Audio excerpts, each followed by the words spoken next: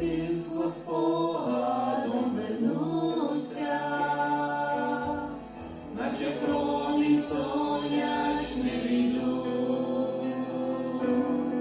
до матусі серцем пригорнуся,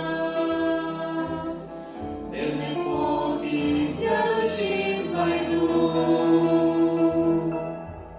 На життєвих хвилях океану,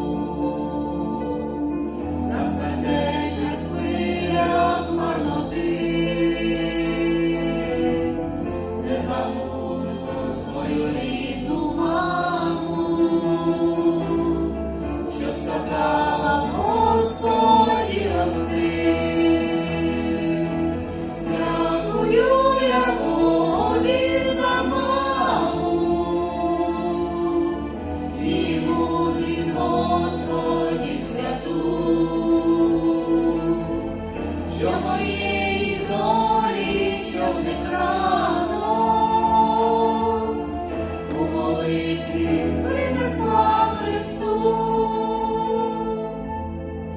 у молитві добрими руками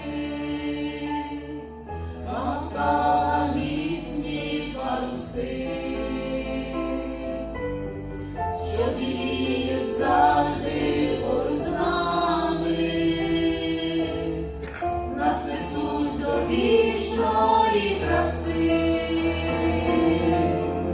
Маленькі слова, жива молитва, стільки в них живучої роси, що життя земного гостра бритва не розітне наші паруси.